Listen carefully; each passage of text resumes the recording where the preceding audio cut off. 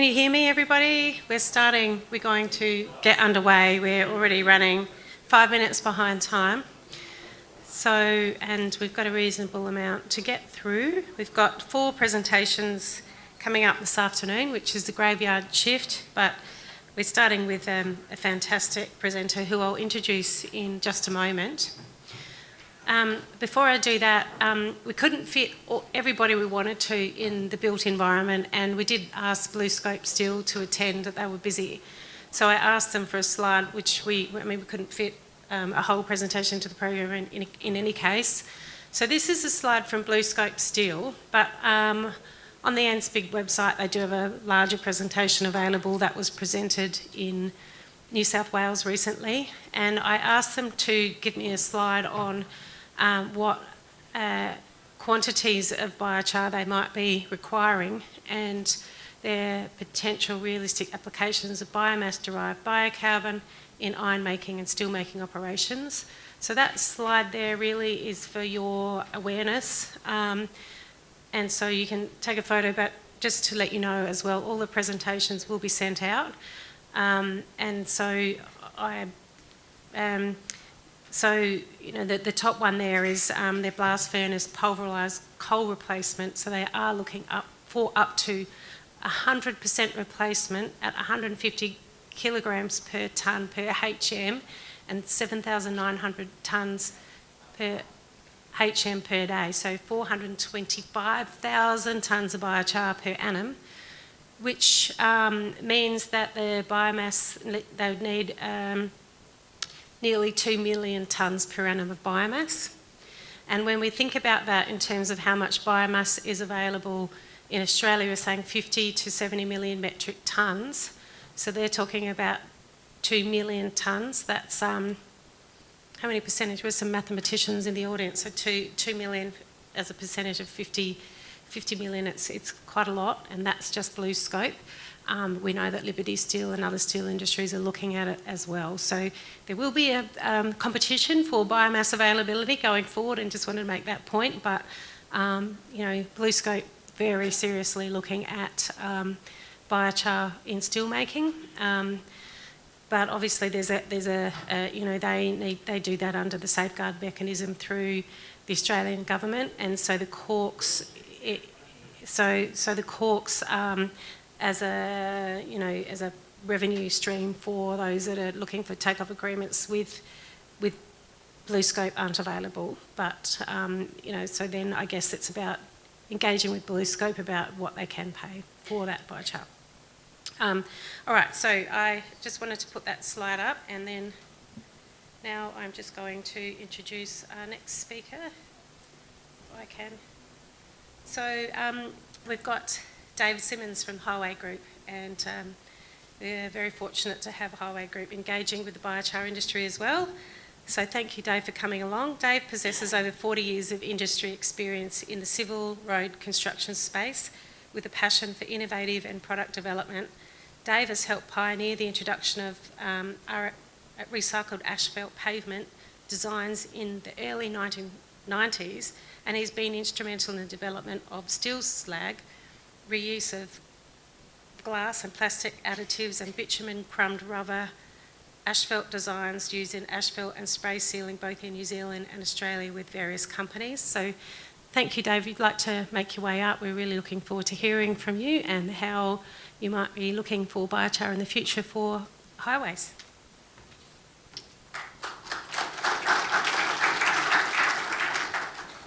Thanks very much, Melissa, and thanks very much to ANZBIG for the opportunity to talk here today on behalf of the group.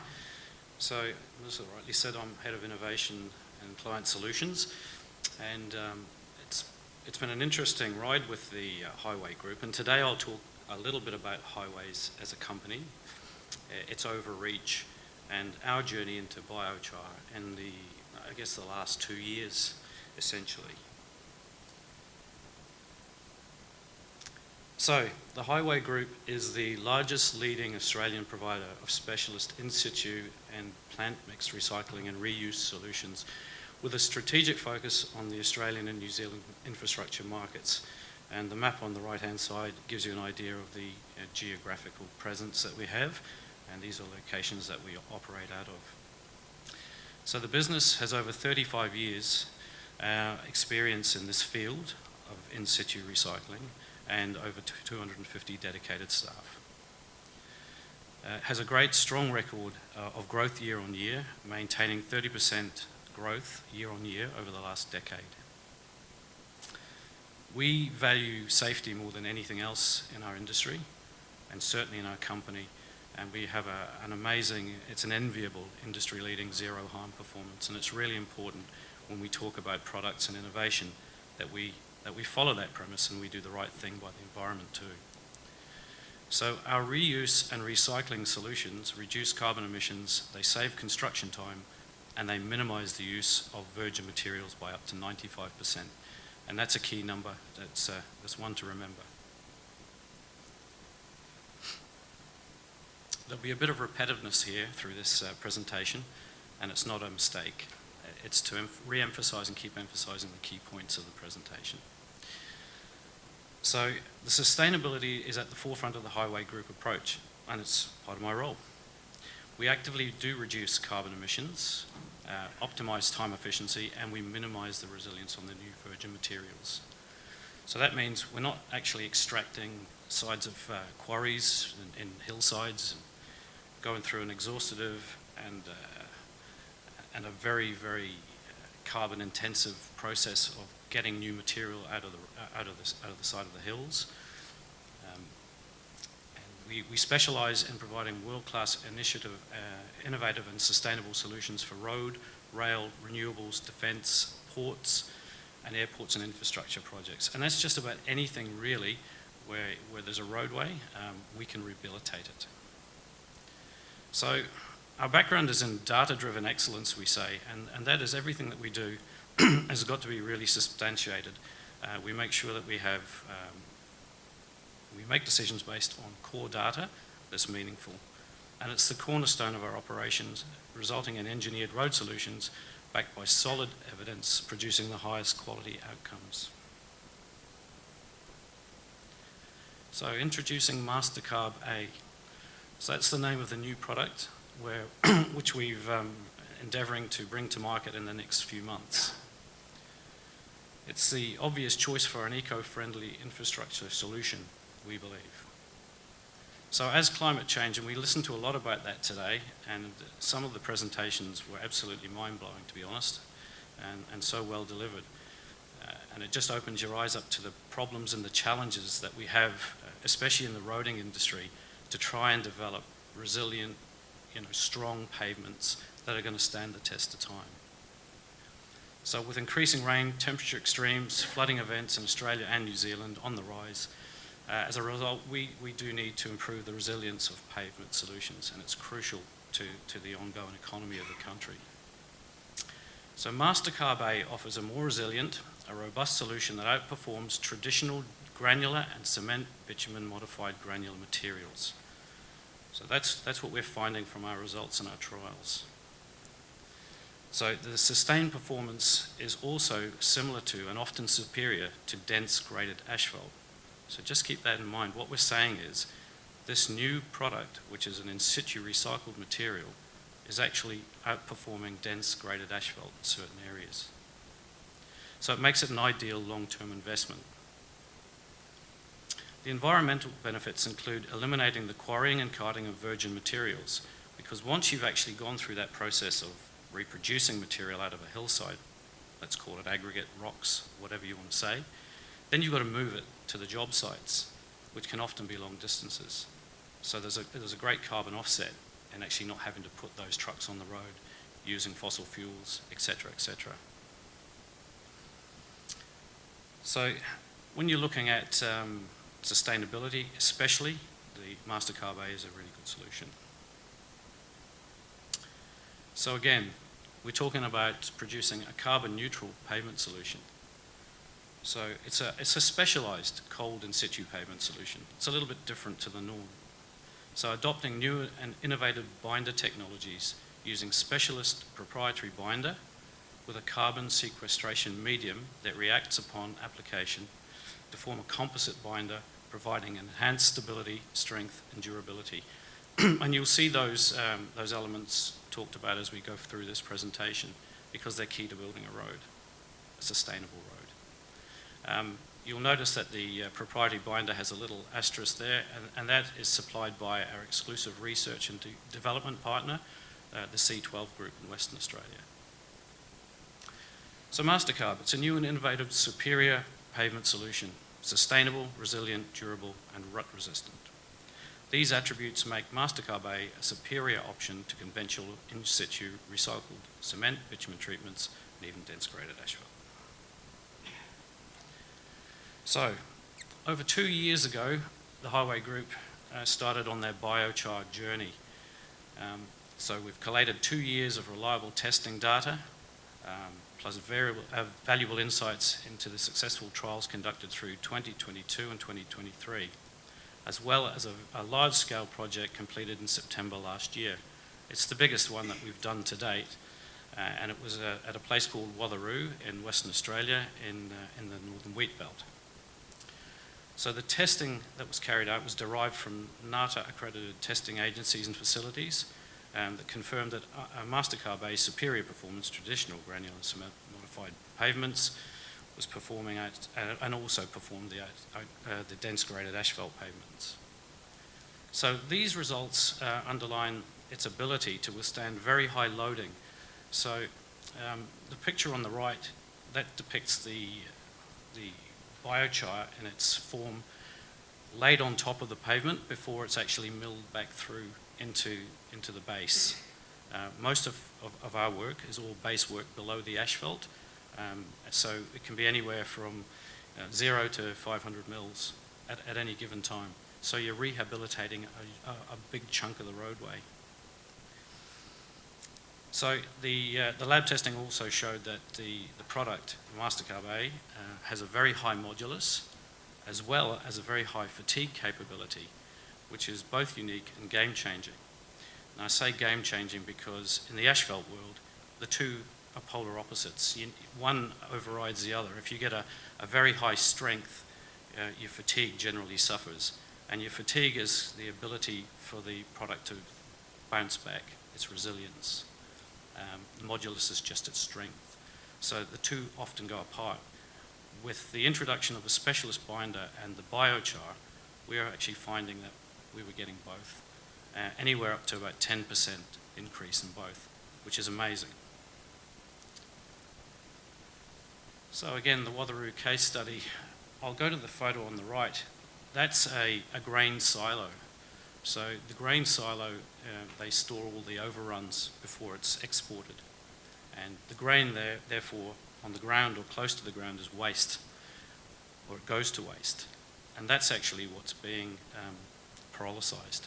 So we're actually using the waste product that they can't sell to generate the biochar. So the pavement is milled with some of the equipment you might see a little through this presentation to a depth of about 200 mils in and around is what we did at Watheroo, give or take. And the biochar was then added at a certain percentage with the specialist binder and then mixed back through and compacted. So the compaction of this product is relatively easy compared to other materials, and that's our goal, is to get a very, very low air void. So if you have a look at this little table here, it shows you the performance, and everything is aligned or tested against a dense graded asphalt. So you'll see on the right hand side the actual specifications that we work to in an asphalt world, and the results in the column next to that show the performance through NATA accredited testing that stack up against it. So for deformation resistance, which is basically wheel tracking, we got about 0.17 millimetres, 0.071 millimetres, with a target of less than 4. So that's an exceptional number. The indirect tensile modulus of 4,900 again sits right in the median of the specification. So no real loss there. The interesting one at the bottom is the resilient and retained modulus through the 4-point bending beam testing.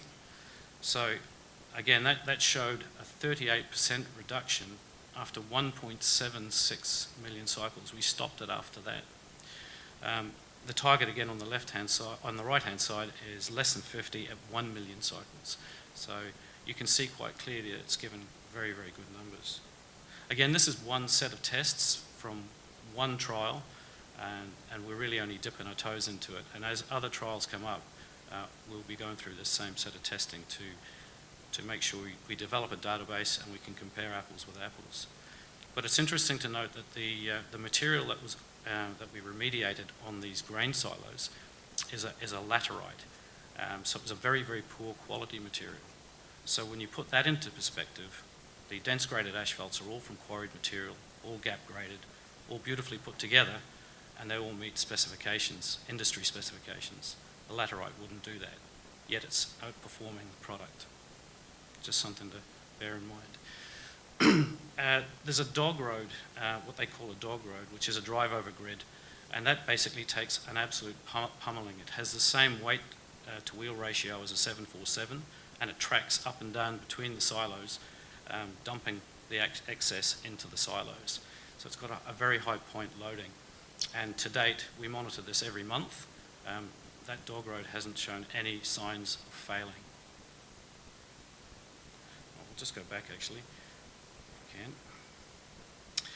So yeah, and I guess the thing for us too was the benefit of what we're doing from a sustainability point of view is we were actually saving 54,250 kilos of CO2e saved on that size of section. And that was using about 300 tonnes of biochar.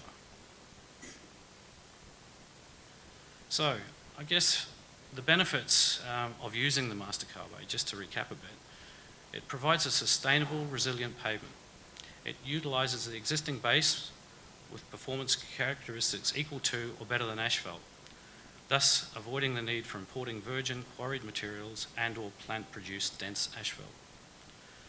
That in turn eliminates risks associated with carting hot asphalt to sites over long distances, because everything we do is in situ, it's on site, it's right there, don't have to move anything, just your gear.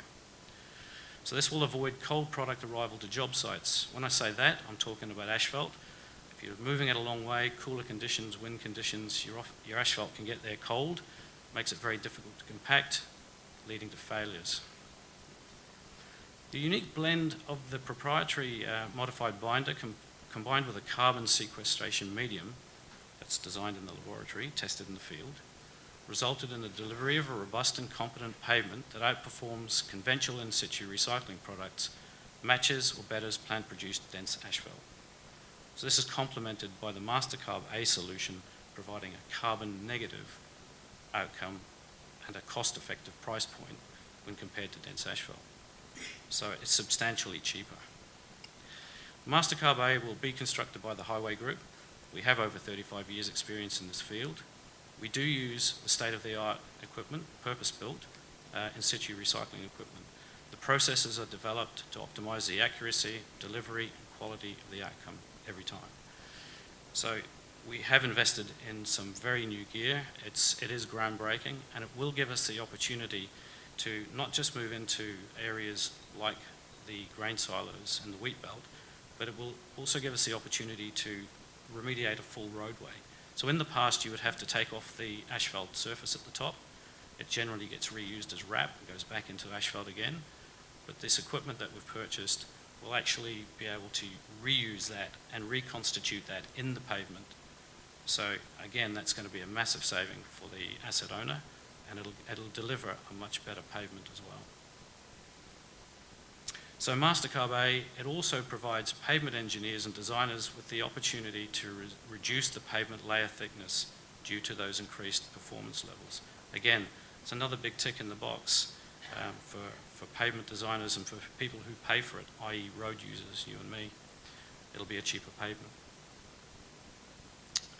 So I guess I'll summarise a few of the key points again, because I have to. Highway Group is committed to actively reducing carbon emissions. It's our mantra, it's one of our main pillars that we're working on. So optimising recycling time and efficiency is part of that, whilst maintaining or eliminating the reliance on importing new virgin materials. We're continually developing our products and processes with an environmentally friendly approach to infrastructure development. Mastercard A delivers a high-performance, in-situ recycled treatment that provides sustainable, durable, resilient, cost-effective pavement solutions that delivers an exceptional resistance to rutting. The Highways Group Mastercard solution is a groundbreaking development for cold in-situ recycling industry. There's nobody else doing this. So transforming the way resilient pavements will be built in the future to meet the ever-changing and demanding climate changes we face today and in the future. We heard so much about that earlier on today. So this has got to be something that's forefront of pavement designers, local bodies and government bodies to use in their roadways. And really, short and sweet, a bit like myself, that's the presentation.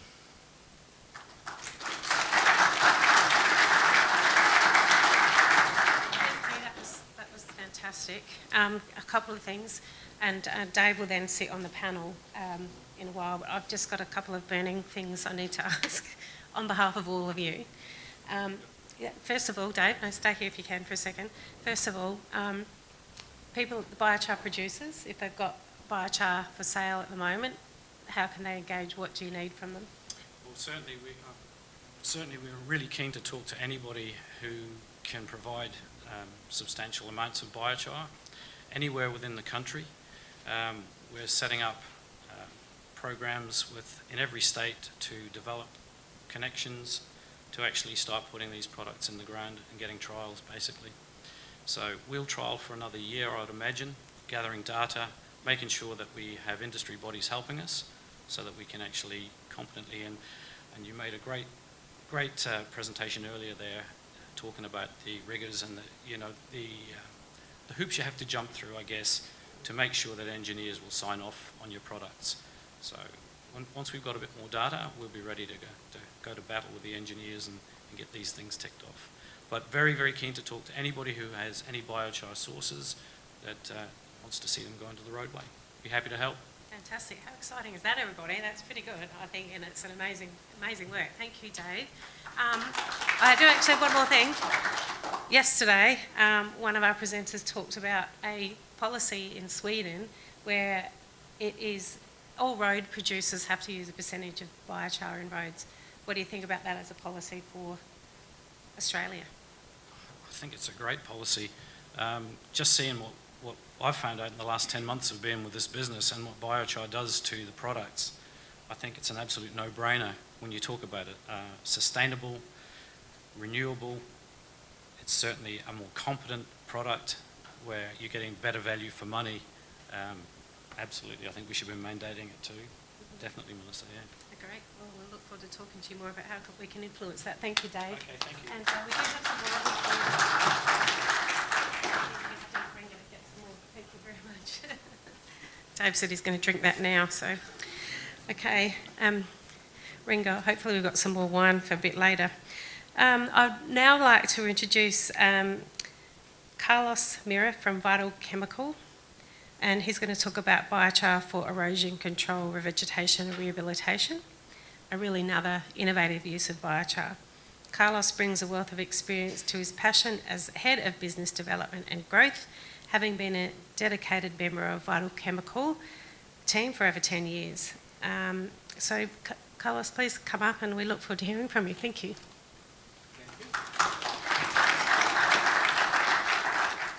Okay, thanks, Melissa. And thank you for having me here. So, look, mine's going to be a small presentation. I guess just wanted to show you or tell you a little bit about what we're doing. This is the clicker.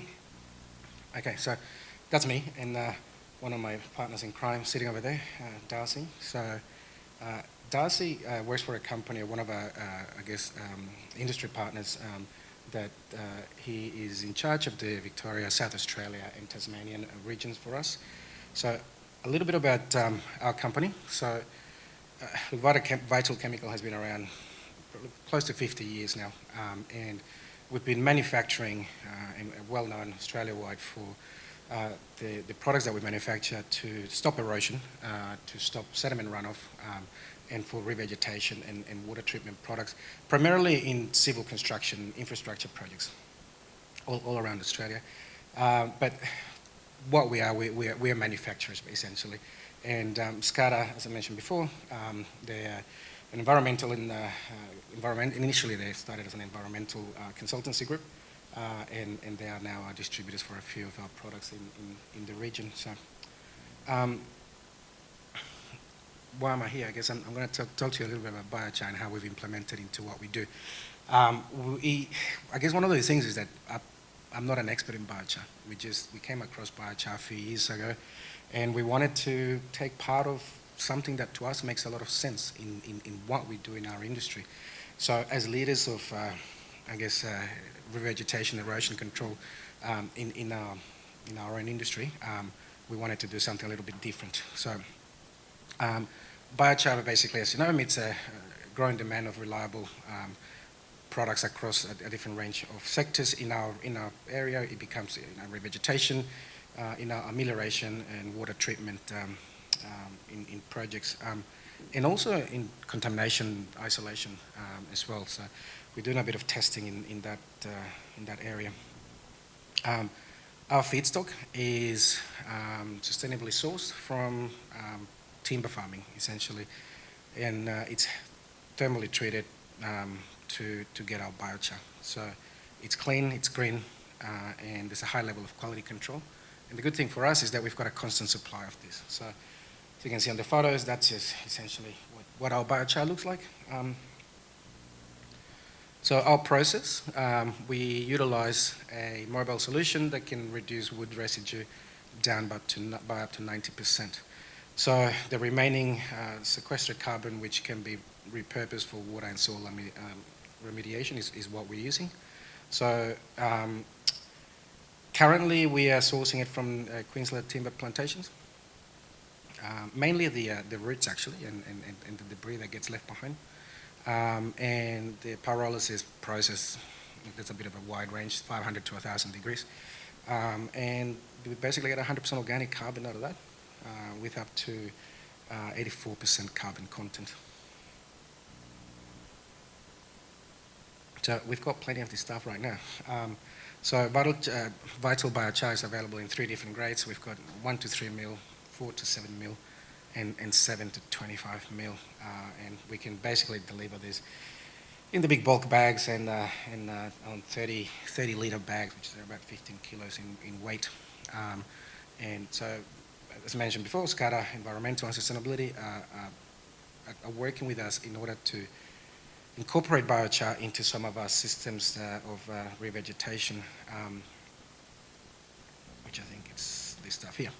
So we've been very fortunate that we've been able to get a little bit of support from the National Arboretum in Canberra to allow us to do a bit of our testing. So I don't know if anyone is from Canberra or you guys know Canberra, but it's got some terrible soils, and it goes from very hot to very cold to frosty mornings. So it's a good test ground for us to test our revegetation products. So I'll play you a video next. I think it's on the next slide. Essentially is what we wanted to do before we could take this to market. We know the benefits of it, but we have to show our clients, our customers, the industry that we work in, that using biochar has benefits to them, not just, which is the most important thing, I guess the carbon sequestration, but also it will improve the vegetation that we are trying to promote.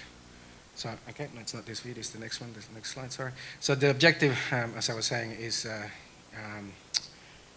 just test the product. We have a company that's doing some regular quarterly soil sampling. So, and the carbon was tested before we started, and it's going to be tested for the next 12 months. So, as you can see on the photo, that's basically the plots that we're using. There's a couple of things that we were testing. One is Vital Biochar. The other one's Vital V-Cell, which it's another range of our products. And we're applying it in the use of both soil binders and hydromulch. So I'm not sure if soil binders essentially is what it is. It's what it sounds. It binds the soil in civil projects, construction projects, and hydromulch is what we're using to grow grass. 20 plots were tested, and as I mentioned before, the temperature challenges were between -5 and 45 degrees. there's no music or anything, it's just a bit of an overview of the project.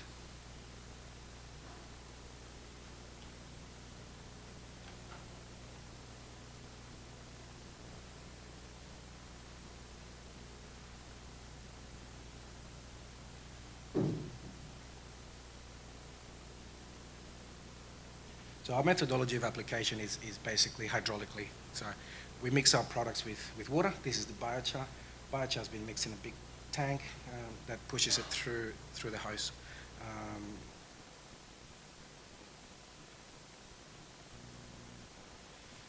That's just some different stills from some different photos from the application day. So when we're doing it in this way, we basically have a hydromulch product, which is a wood fiber, with some seed and biochar.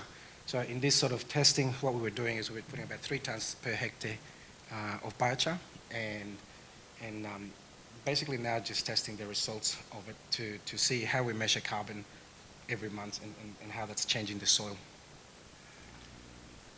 That's what it looked like as well. Different, as I said, 20 different plots, different mixes of wood fibers, straw fibers, and different seeds as well. One of those things that I guess we wanted to do was take it to market and get feedback from customers and get feedback from seeing it for ourselves, I guess, what it looked like. So we're fortunate enough that we work with some of the largest infrastructure projects in Australia. So this is one very, very large project in Sydney. And they're very keen to see biochar incorporated into the hydromulch to grow vegetation. And so they allowed us to do a little bit of testing on their site. This one here was another one. This is the ACT government, Albert Hall. And essentially it was, I think it was like about 3 hectares of very old trees. Actually, you can see them on the background. A lot of these trees were starting to fall down. I don't know how that happened, but the trees were basically ready to be pulled out, and they had an area that was nutrient depleted. Essentially, all the soil there was very nutrient depleted. So they allowed us to spray biochar, same thing, at 3 tons per hectare with our hydromulch and some seed, and that's essentially what it looked like. I think it was probably about 6 months that shot. So all that nice, pretty green grass, that's the outcome of what we were doing. Same project. This one was for the Sunshine Coast Council. A very, very steep batter, of big wall on the ground, and essentially same thing. Actually, you wouldn't even call that a soil, but just really, really bad soils there to grow any vegetation. So we were able to put a high concentration of organic matter, biochar, and wood fiber with some seed, and we can basically grow grass on that. Because we are putting a very strong tackifier, we can essentially stop that from moving until the grass germinates. So that's just a bigger overview of the project. This is the one that I was saying in Sydney as well. Same concept. Basically, they just called us in and they want to see how this biochar enriched hydromulch is performing. So similar concept. It's a 3 ton per hectare application. And another one in Canberra. So I guess for us, it's been one of those things that we just want to do. We just want to get out there and start putting hydromulch and biochar into the ground. Okay. Actually, that's probably one of the last few shots. Pullenville, Queensland, yet again, just another project. And this is what we get. These are the results. These are areas that you normally would take a long time to grow grass. And that's 14 days after application, by the way. So you can see the results. I know we would take a lot longer to get that sort of results. And this is just the second video. It's the last video, sorry. So this is just showing the application of a wood fiber, as I mentioned, a hydromulch. We're putting it into a tank. We add biochar, bit of other secret ingredients in there, and we just apply it. And as easy as that, we're adding 3 tons per hectare of carbon or biochar in this case mixed with wood fibre to grow vegetation.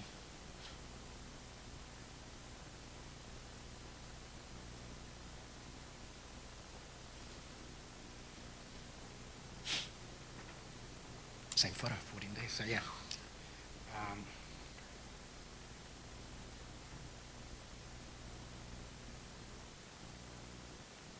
So that was me, actually. Perfect timing. So thank you very much. Yeah.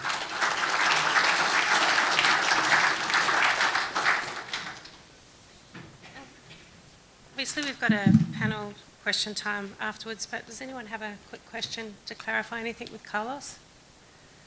I do have one. So that spray, is the seed from the incorporated in the spray, or is that added? Yes. Okay. Yep. Good to know. Well, thank you very much, and thank you to Tall Brick Wines for sponsoring our wine, and thank you to you. Thank you. I'd now like to introduce John Sard, who's going to talk about biochar admixtures for the enhancement of structural and non-structural concretes. He's the expert.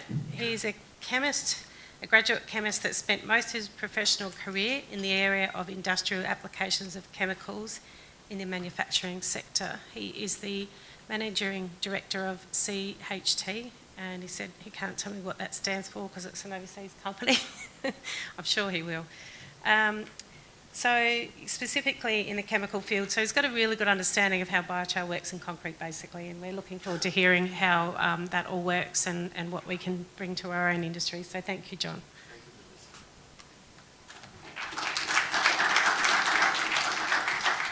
Thank you. Just to put some context, CHT Australia is a division of the CHT group of chemical companies based in Germany. We are a specialty chemical company, and we operate with a varied number of industries, from electronics, where we make heat dissipating silicones for circuit boards, to the fabric softeners that you are all probably using or have used in your textile clothes that you use. So we have a very, very broad range of chemistries, and one of the developments that we did some time ago is we took the fabric conditioner chemistry, which is based on what they call a siloxane, and we applied it to soil structure, and we found a mechanism that enhances hydraulic conductivity in soils.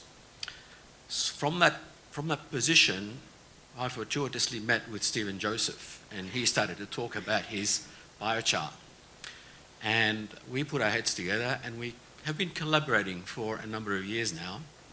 And we've married Stephen's copyrolysis chemistry with my siloxane chemistry, and came up with an interesting synergy of biochar and siloxanes to deliver certain functionalities in different markets.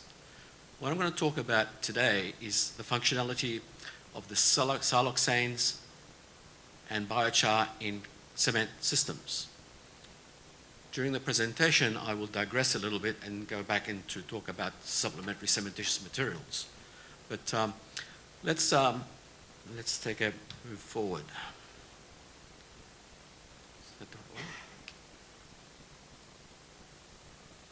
Okay, so what to expect from this presentation? If I may, I will just walk around as well. I think we need to understand why biochar is important in the context of cement and concrete. Why the pushback against biochar? Clearly, there is a pushback. It is not simply the novelty product. It's a supply chain issue. It is a perception. It is a process issue. It is an engineering issue. There are many, many pushbacks against the application of biochars in cement. And how good are the results from using biochar? They're pretty damn good, but they're very specialized. And I want to show you how biochar actually works within the context of the work that we've done, and it's only within the context that we've done. And that leads us to the fact that in order to get biochar into the marketplace, we have to approach it from a direction of the admixture technology. And the admixture technology is the pixie dust. It's all the additives that they put in with the cement systems to make it work. If you try to sell biochar as the main aggregate or the main binding agent, you will fail. It's not going to happen. It might happen in 5 or 10 years' time, but it's not going to happen now. So right now, the mode of entry into the cement market is by the smallest possible addition with a maximum performance gain. And so you will see that the optimum dose is going to be a lot smaller than what you might have expected. So when I go to talk to people about biochar, particularly people in the industry, they really don't want to talk to us about it. There is a historical negative bias to high carbon fly ash. High carbon fly ash plays havoc with the mixture once water is added. Okay? It completely ruins the ability to deliver a concrete mix from the mixing station to the application point with any confidence. And this is the reason why brown coal fly ash out of Victoria is not used in the supplementary cementitious materials because it contains a high level of carbon. Whereas the black coal fly ash from New South Wales is preferred. But guess what? All of our coal power stations are being shut down. So very soon there will be very little supply of black coal fly ash. And in fact, in the US, they burn wood. They don't burn coal. So they even have a bigger demand for fly ash, which they import from people like Japan. We are also beginning to import slag because we don't have any iron foundries anymore. So the supplementary cementitious materials are diminishing. So people are always looking for supplementary cementitious materials, but they always want them to be as good as cement, and that will never happen. So as a consequence, they rely on the use of admixtures. Pixie dusts, surfactants, things that help wet out and make the systems more easier to handle. But the problem with admixtures is that they tend to complicate and compromise the system because they are wetting agents. And wetting agents are not really good for cement systems. You don't want cement systems to soak up water, especially if they're going to dissolve. So as a consequence, their formulator is also captive. They don't want to talk about alternative supplementary cementitious materials. They have their slag, they have their fly ash, they have their fumed silica, they have all these things that are approximate cement but are never true to cement. And there is a position where I think some people in the US are trying to have biochar classified as a supplementary cementitious material. But that cannot happen until you get that biochar of the right consistency and the right chemical structure at a particle size equal to a cement system. And that is very expensive because biochar is a coarse aggregate and it needs to be ground down fine if it is to become a binder. So, the other thing, of course, is that most people, there is a cement itself is the best binder. Everything else is a facsimile of. But there is a logic and a paradigm that says that they need a certain amount of cementitious materials to achieve their strength in concrete. When in fact, they do not need to add supplementary cementitious materials. With the right chemistry, they should be able to optimize the cement and reduce the cement content without adding supplementary cementitious materials. But that is one of paradigm shifting for those guys. The other thing about biochar in concrete is the occasional fear of occupational health and safety contaminants, like all the PFAS that is being trapped in the biochar that's being brought in.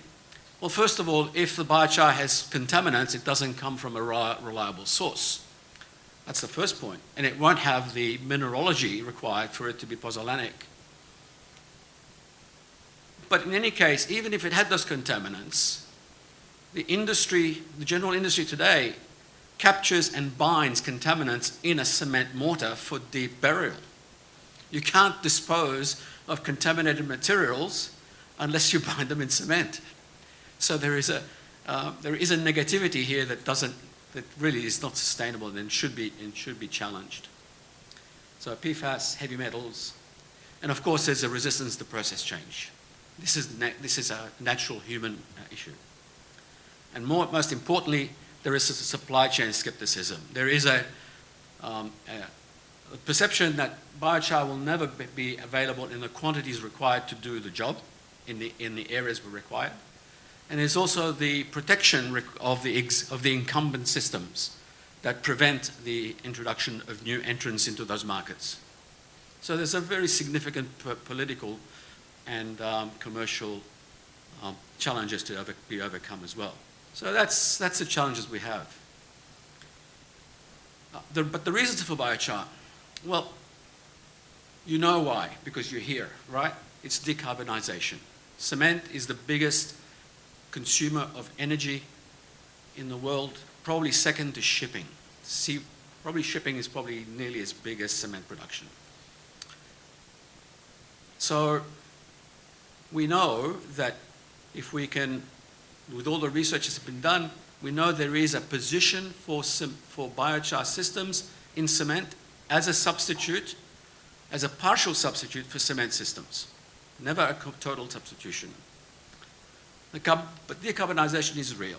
We know about it. It is measurable, it is sustainable, and it is rewardable. But it also offers a lower cost. In scale, it doesn't offer a lower cost for boutique biochar manufacturers, biochar producers. It's only when you have the scale that you'll be able to produce the biochar at $300 a tonne, which is about the price of a cement system, of a price of cement, is where you begin to be competitive. So lower costs are real. Absolutely, they're real and deliverable. And we can actually get higher performance. And you will see how we get higher performance very shortly. And that high performance is substantiated. It's substantiated by all the work that all the universities around the world are doing. It's not just what we do. But what we have done is we have taken it down to the smallest possible amount of biochar applied to do the job. Academia knows, we know they know, but there's so much more that they can do, but they don't know enough. Academia just does not know the intricacies of every different cement mixture. Academia works at a very macro picture. But when you take it into each individual plant, things change. Already? Okay. Oh, that was quick. Okay, so which biochar? There are only biochars with high silica and metal contents are useful in a cement substitution system. And so when we worked with Stephen Joseph, we determined that low temperature pyrolysis, hardwood structure, and high mineral content are very important. The reason why is, of course, the high metal content gives you the functionality for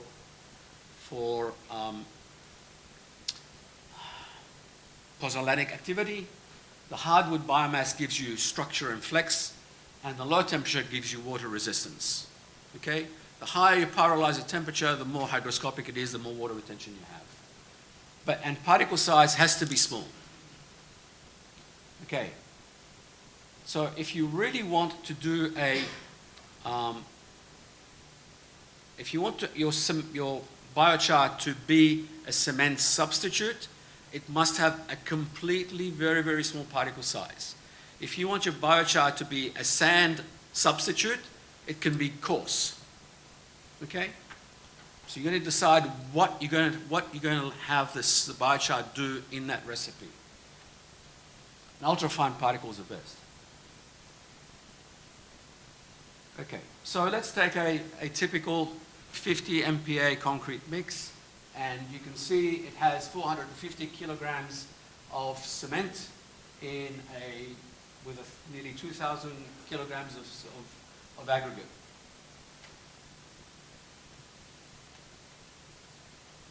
So what do?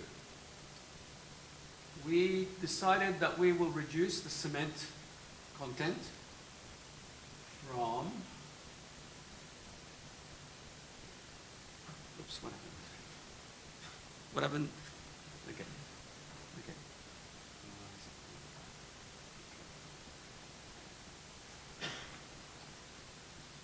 Something is weird on this.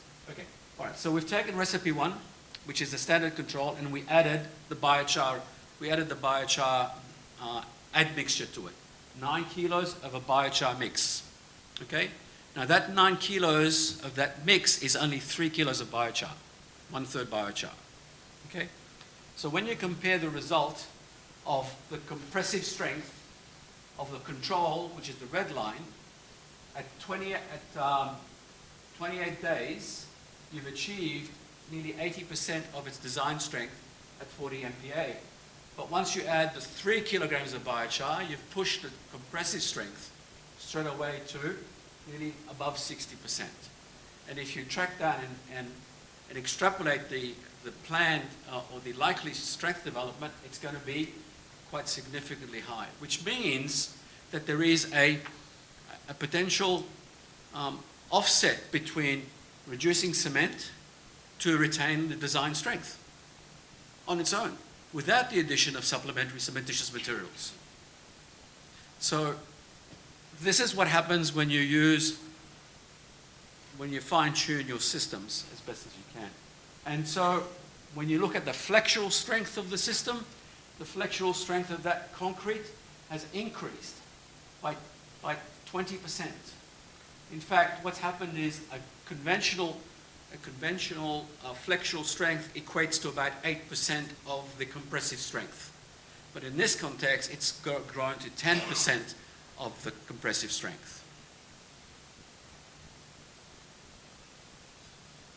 So when we add the materials, we actually begin to lose slump.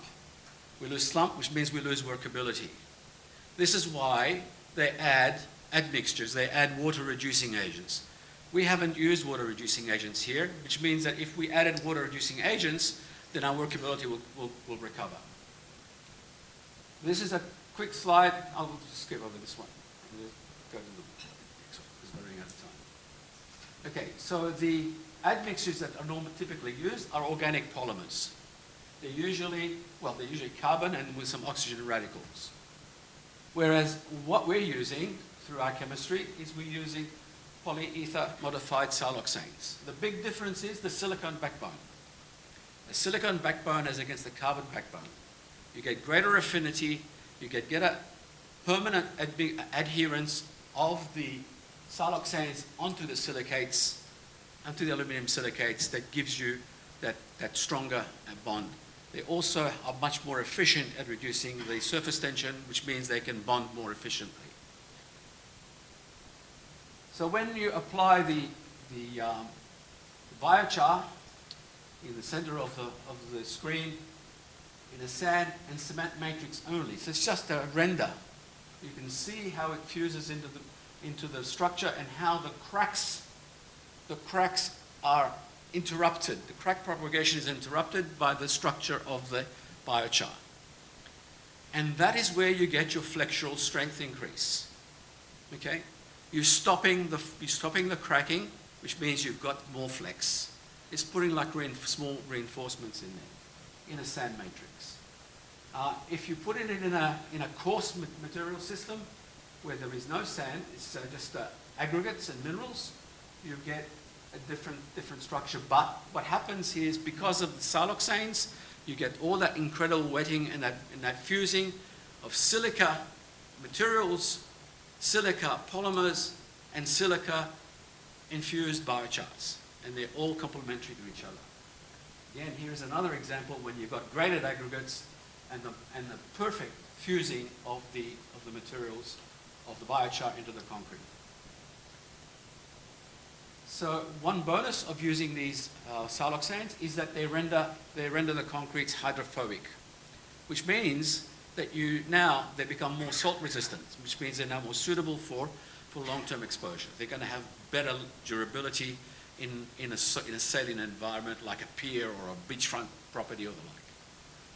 I'm being pushed for time, but I think the opportunities are huge. Less cement, higher compressive strength, flexural strength, better water resistance, better corrosion resistance, reduced steel reinforcement, total lower weight, lower embedded carbon. I could go on and talk forever. Okay, thank you.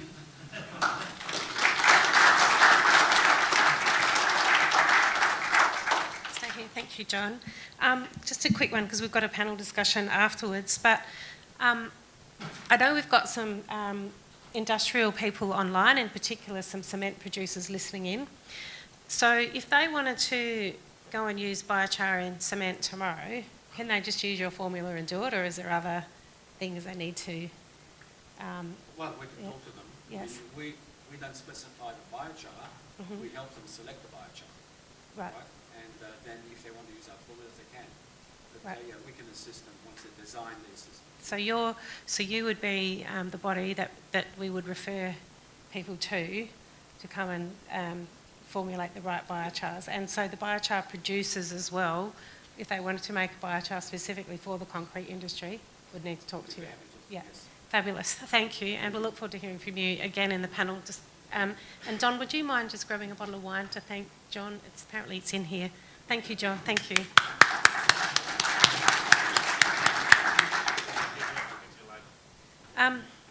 So just a bit of a change of pace now, because we are having an online presentation from Biogen, and they have sponsored the event as well. And so we did hear from Lewis yesterday, but he's always got different information to present. So Lewis Dunnigan is coming on to talk about low-cost activated carbon production, replacing a carbon-intensive incumbent. Lewis is the CEO of Biogen and the co-founder, which is a company specialising in the production of sustainable activated carbon. So that's step one from Biochar. He is one of the co-inventors of the low-temperature activated carbon technology used at Biogen, and I was pleased to hear yesterday, because it is a negative carbon technology. Most activated carbons can't get carbon removal certificates, but because his technology is patented and negative carbon technology, there is the opportunity for carbon removal certificates. He was a researcher at the University of Adelaide here and at Edinburgh. So we look forward to hearing from you. Thank you, Lewis. You've got 15 minutes, and somehow we'll involve you on the panel discussion afterwards. It'll just come up on screen. Thank you. Over to you.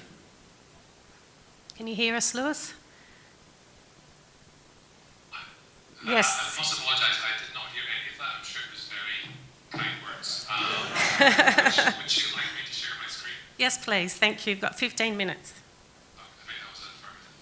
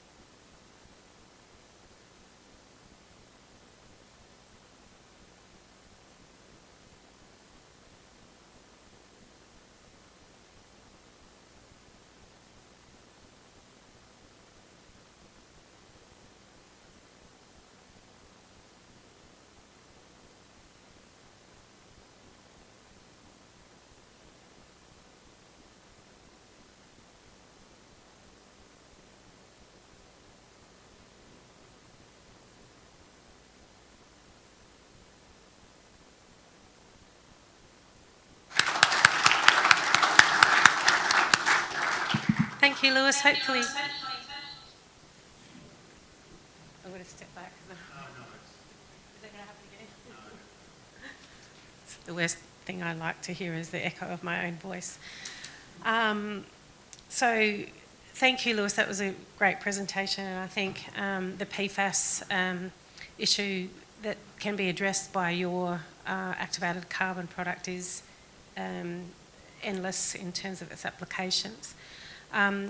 We are eating into afternoon tea time a little, but I would just like to invite David, Carlos, John back up here, if you'd just like to join us for a few minutes for a couple of questions. And Lewis, if you remain on the screen as well. Oh, it won't work? Okay. So maybe we'll just have to type into Messenger any questions for Lewis if there's any that comes up. So this session really is about the built environment and applications. I mean, Carlos has got a very different application. So really would like to hear from the audience about if they've got any questions. And also from the Biochar industry group, because we really want to know how to advance the industry and bring this back into the industry group, and any questions from our board members. So I just wanted to point out that we do have a number of board members here. If you could put your hands up in the audience. Nigel and Craig and Phil, and we also have some of our advisory board members in the audience as well. If you could raise your hands. Thank you. So some questions from you all would be great as well. So first question we've got a few up there, so we can head up with the microphone. That'd be fabulous. Thank you. Just if we could go to, we've got Vital Chemical person here, is that right? The front with a white shirt on. If you could just, oh, sorry, where'd that one go? Someone's got to just say your name, please, and then, yep. What are the opportunities for dirty biochar or biochar with, say, heavy metal contaminants, specifically copper, chromium, and arsenic? So, what are the thresholds for industrial use? Does anyone want to have a go at that?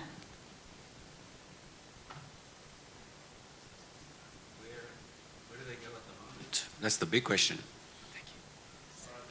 Where is their current outlet? What's happening to the contaminants now?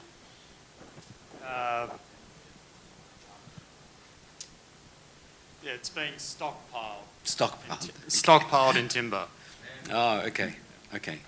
Well, unfortunately, it is one of what they call stabilization and deep burial, right? At the end of the day, that's what prescribed waste is. The EPA will determine its future. So first of all, it needs to be stabilized, bound, so it doesn't leach, have leaching tests, and then only when you had the leaching tests that you can actually use it as a counterweight for concrete systems, or it gets consigned to deep burial. It's an EPA issue. So, sorry. Yeah, to point out, and reiterate, if I've got this right, John, so the biochar can bind up PFAS and then be combined in concrete and remain bound in that concrete forever. Well, even with our friends from the activated carbon, they will. The activated carbon and the biochar will bind some of these contaminants and will hold them. But at the end of the day, somebody needs to decide what's going to happen with that new matrix that contains the system. If it's robust enough, if it's strong enough, it could go into the building and construction industry as a foundation for buildings. It could be going into pillars for bridges.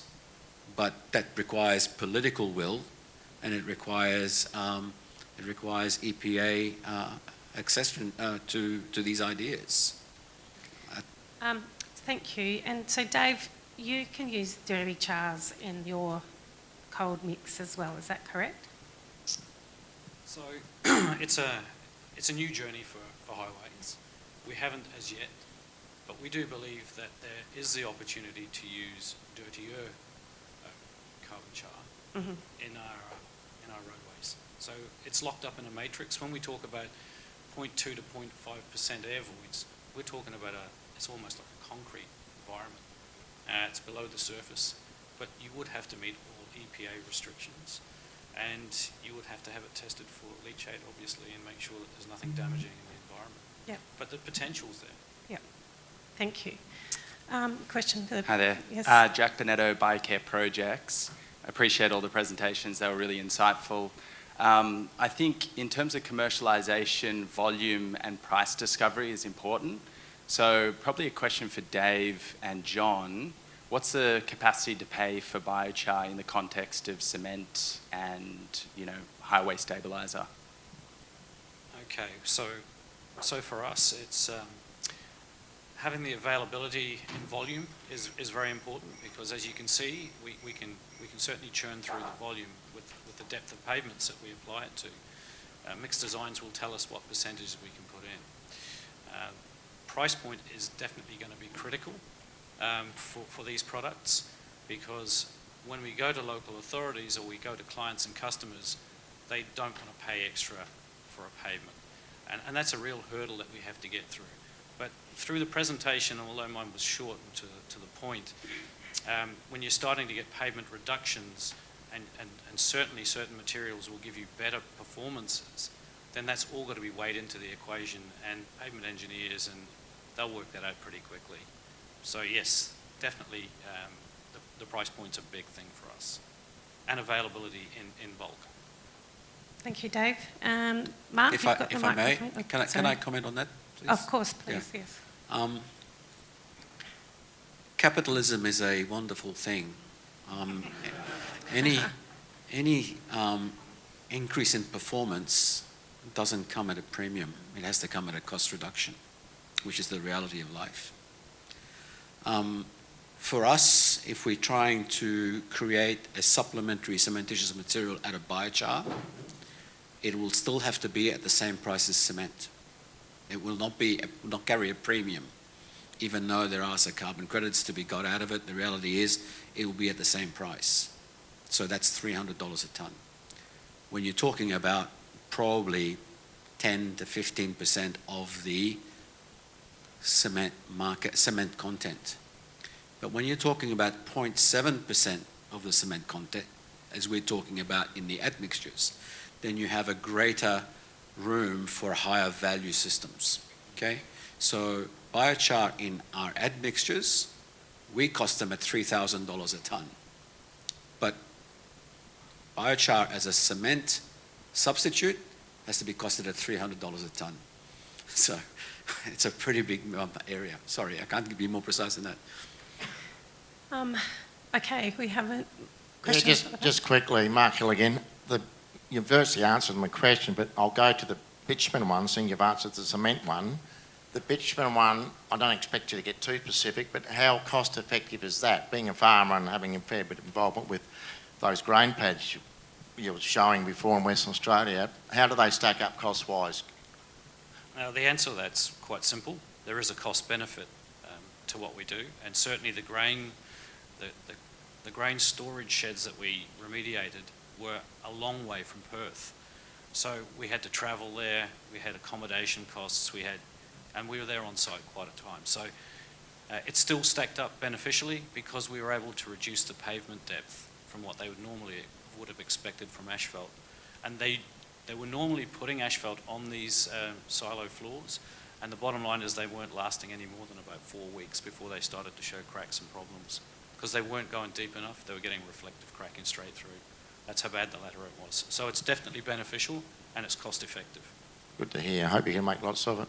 If we can get the carbon char cheap. Carbon, Oh, sorry. carbon what? Carbon, The biochar. okay. The biochar cheap. Okay, any other questions? Board, anybody got any other questions you would like to ask? We didn't ask any questions from Vital Chemical, but it's because they gave such a great presentation. That was a great series of presentations as well. And we have one from our immediate past chair, Nigel, who I've got a lot to learn from. Thank you, Nigel. Yeah, well, this is a question for Carlos, and I understand you're not a biochar expert, but what are the properties in biochar you know, that make it such a good additive for some of the examples that you showed? Sure. Why are you putting it in your Yeah, look, the main reason for us is trying to ameliorate soils. So if we're not necessarily talking about the carbon offset, we're trying to ameliorate soils.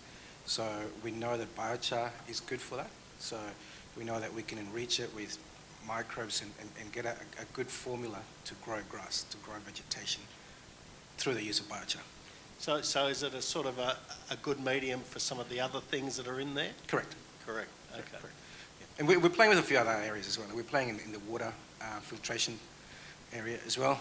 We know that biochar can be used for that, you know, to remove contaminants and so forth. So part of what we do is a lot of R&D and a lot of, I guess, innovation. So we found biochar to be very flexible to a lot of the things that we want to achieve. Thanks, Carlos. Thank you. Thank you, Carlos, and thank you again to our panel. If you could put your hands together for them. Thank you very much, everybody. Great series of presentations, and I think, you know, more work for us to do as an industry group, bringing all this together and matching it up with those that need the biochar. So we're just going to have a quick break now, and I'd like everybody back in here by 3:05 p.m. if possible. So go and grab yourself something to eat.